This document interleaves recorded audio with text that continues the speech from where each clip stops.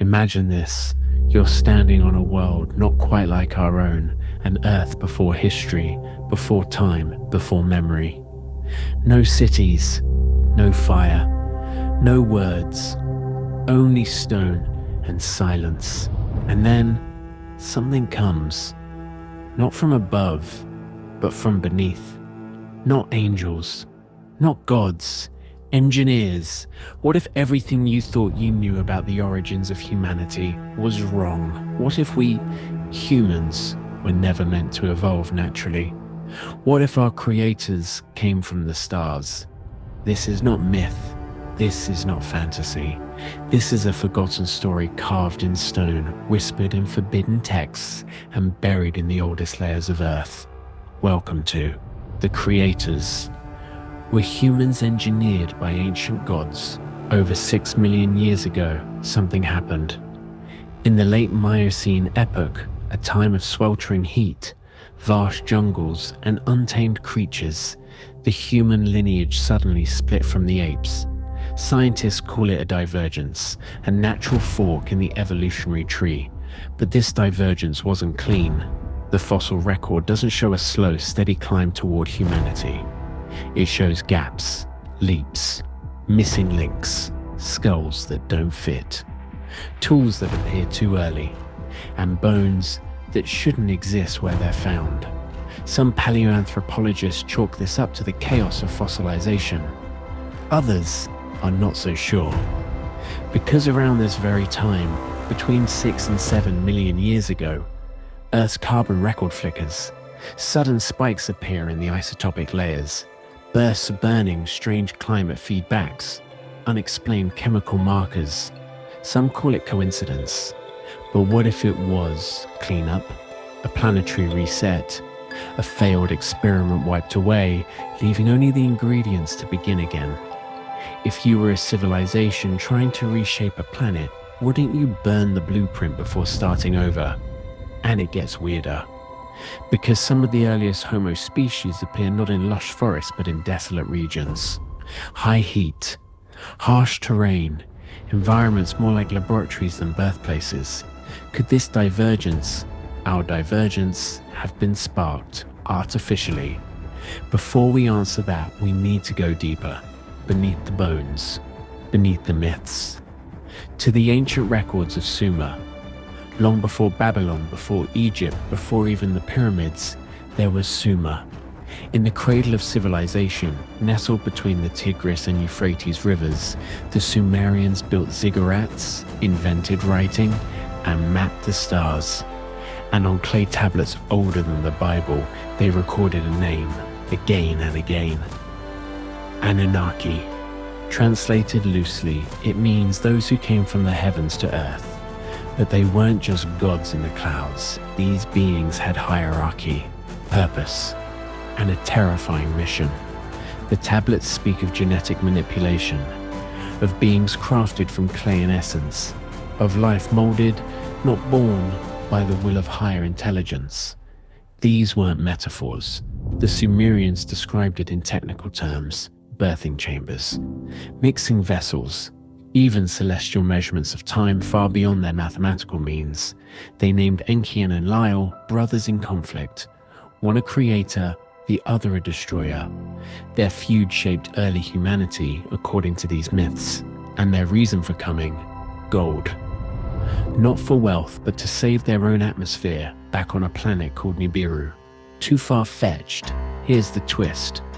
Modern science has confirmed that fine gold particles can be used to stabilize atmospheres, even today, in the form of high-altitude aerosol dispersion. How could ancient people have imagined that? Were the Anunnaki real entities, visitors with science so advanced? It seemed like magic. Or are we simply reading our own hunger for meaning into the ancient symbols? The lines between myth and memory blur in Sumer. But one thing is clear. They believed humans were not born from dust, but designed. Imagine standing at the edge of time, looking backward, not through myth, but through biology. Roughly 6.6 million years ago, the branch of life that would become a split off from the other apes. But the fossil record doesn't give us a straight line. It gives us a jigsaw puzzle, fragments, gaps, and sudden leaps in brain size, posture, and intelligence. Why did Homo sapiens emerge with such an evolutionary edge? Some researchers believe it wasn't just survival of the fittest, but survival by design. Enter the theory of genetic intervention, a bold, controversial claim that aligns eerily well with ancient Mesopotamian texts. According to the Sumerians, the Anunnaki took a primitive hominid, a kind of early human, and combined it with divine essence to create a working class, intelligent, obedient, and strong. In modern terms, that sounds suspiciously like gene editing, and today we have the tools, CRISPR, synthetic biology, and DNA mapping to actually do what these gods were said to have done. Is that a coincidence, or is our progress a return? In 2003, the Human Genome Project decoded the blueprint of human life. But within that code lie sequences with no clear evolutionary origin, so-called junk DNA, some of which behaves more like programming than biology. What if it's not junk? What if it's a signature? What if the greatest archaeological artifact isn't buried beneath sand, but encoded inside you? And now, as we begin to write our own genetic stories, are we stepping into the same role once held by the Anunnaki? The creator becomes the created.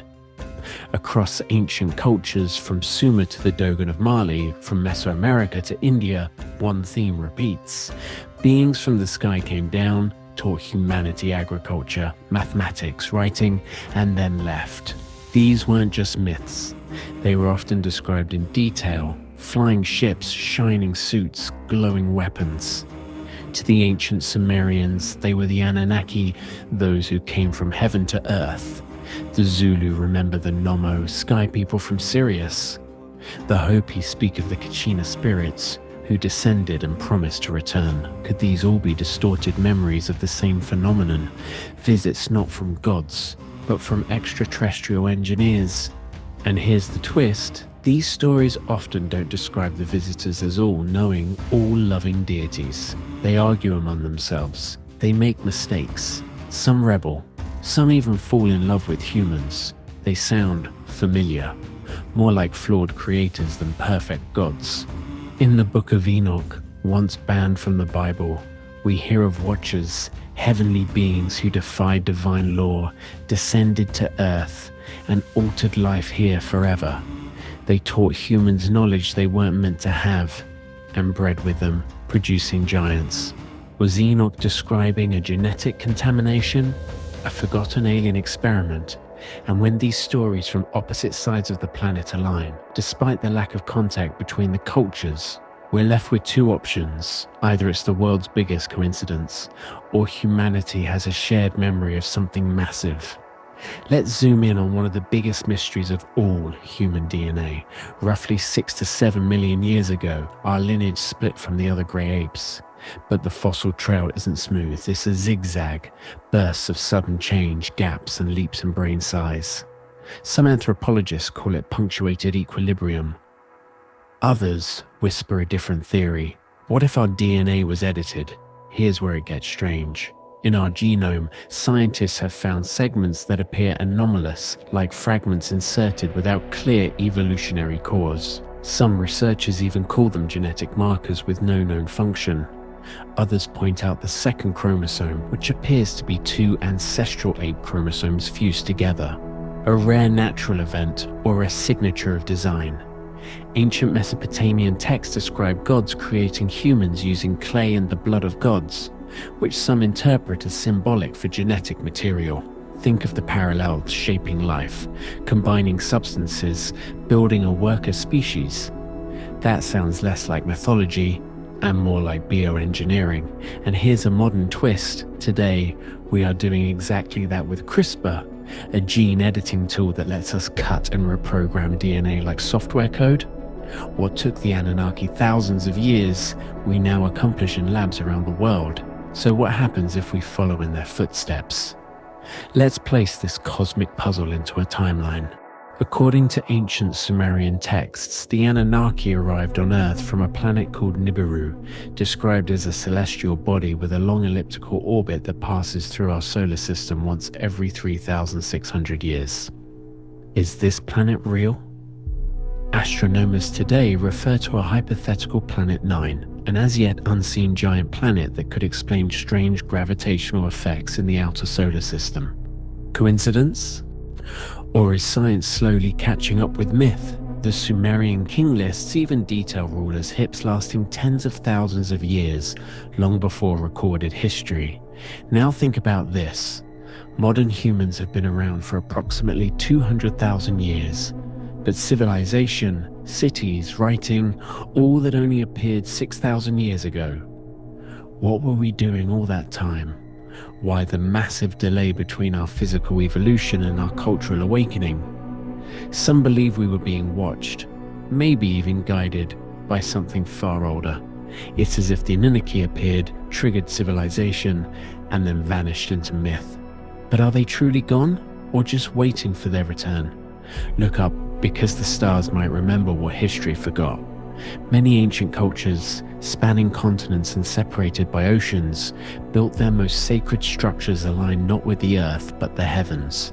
The Pyramids of Giza, aligned with the Orion constellation, the ancient city of Teotihuacan in Mexico, its layout mirrors the celestial belt of Orion as well. Why Orion? In Mesopotamian myth, the gods descended from the heavens through the gates of this constellation. Could this alignment reflect more than just reverence, perhaps origin? Some ancient astronaut theorists suggest these structures weren't just temples or tombs, they were beacons, stargates, launch pads, coordinates etched in stone pointing homeward. But here's the strange part. Similar alignments are found in cultures that had no known contact with each other. Egyptians, Mayans, Dogon, Mesopotamians, all looking to the same star clusters. So what were they waiting for? Or who? Not all echoes fade. Some drift beneath stone, encoded in the genome, whispered across centuries like a ghost in the machine. What if the ancient gods never left? What if their legacy isn't just written in myth, but engineered into us, into our curiosity, our hunger, our unshakable instinct to build, reach and question? Now, as we breathe life into artificial minds, manipulate the code of creation, and bend particles at the edge of reality, we may be reactivating something buried deep within our design. Not a prophecy, a blueprint. CRISPR, quantum computing.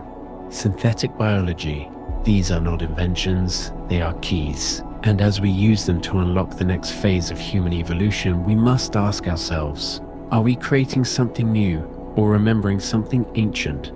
Because if the Anunnaki do return or awaken, they will not see gods in temples, they will see us staring back. So if this story stirs something in you, a flicker of recognition, a spark in the dark, then you may already be part of the awakening. Like this transmission. Subscribe to the signal and keep watching the stars, because the ones who made us may soon want to meet us again.